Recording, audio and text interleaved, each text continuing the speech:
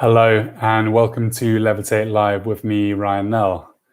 So I wanted to start off actually by just apologizing for the video quality of the last video. It was a shame because we covered some really beautiful, powerful stuff on gratitude. So, the good thing about meditation is most of it is done with our eyes closed. So if you can bear to, then do go and check that gratitude video out. But maybe close your eyes kind of early on because it looks like we went back in time and everything was kind of blocky and blurry, but the audio is clear. So yeah, sorry about that. I will definitely do another episode on gratitude. So don't worry, if you can't bear the blocky video, then we will bring our A game the next time we talk about gratitude. I thought actually today we'd just very briefly touch on vulnerability. It is something that I struggle with. I imagine it's something you struggle with. The challenge of being vulnerable and not seeing it as a weakness but as a strength is one that we're constantly faced with. How can you get naked and courageous in front of the people whose opinion you care about the most is the million-dollar question. I feel like I wrestle with it a lot on a personal level because now I'm often sitting here in front of a camera. I do care if people find the videos. I care if people find the classes. I care that you find them valuable. But more than that, actually, I care that you are genuinely, your life is made better by having spent some time with me. And yet, for me to do a remotely good job, I need to try and put all of that to one side and allow myself to be real, not contrived, not inauthentic, to be vulnerable. So that is probably something that I'm going to spend my career chipping away at. Of course, if you set out to be authentic, then that is another form of inauthenticity. So I think rather than sort of doing it as a proactive thing, I'm going to be more authentic in my life, I'm going to be more vulnerable, it's actually about yielding and understanding that you are authentic and you are vulnerable when you allow the mask to slip. If you are wearing a mask, then there's the constant terror that it's going to slip and people will see you for who you are, naked and vulnerable to attack, vulnerable to human weaknesses, vulnerable to saying the wrong thing. And yet, if we can at least start to notice when it is that we're wearing masks and perhaps be a little more conscious about starting to disassemble the mask, starting to find ways that we could perhaps be more authentic, that we could be more real about what it is that we go through on a personal level, then that vulnerability, that strength, that courage will start to show through naturally without it being a conscious strategy to sell more stuff. So in the spirit of vulnerability, I thought I might talk a little bit about, well, what it is to teach meditation and yet to frequently slip up. So now I don't always have the meditation practice that I would like to kind of preach about or would like to have for myself. I have days that I miss, weeks that I miss.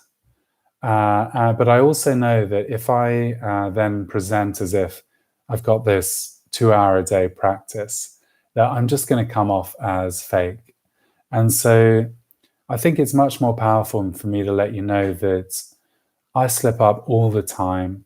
There are days when I get stressed out and busy and meditation is the last thing I want to do. There are days when I try to practice it and my head is so full of thoughts that I end up journaling or writing things down or planning for my day ahead and really doing anything but sitting and breathing. But that is the beauty of the practice. there's no gold standard of meditation. Sure, the more we practice it, the easier it is perhaps to access some of the trait-like changes, to rewire our immune system, our stress response, and the amount of connection that we feel with the world.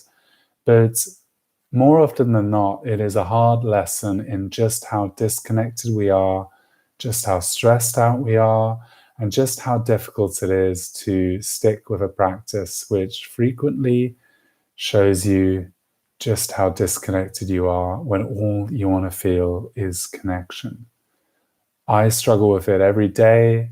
I struggle with it every time I meditate. I have a busy, busy mind that wants to take me elsewhere, that tells me the practice doesn't work, that tries to convince me that my time would be better spent doing instead of being. And so I am challenged by it. I teach something that I feel that I need in my life more than I'm able to give it. And so I want you to know that we're in it together. I'm not a polished product. I'm not the finished product. I don't have the meditation practice I want. I don't necessarily live the life that I espouse or even the values that I want to project that I have. I slip up. I'm human. I say the wrong thing. I do things I'm not proud of. But meditation is not about wearing a hair shirt.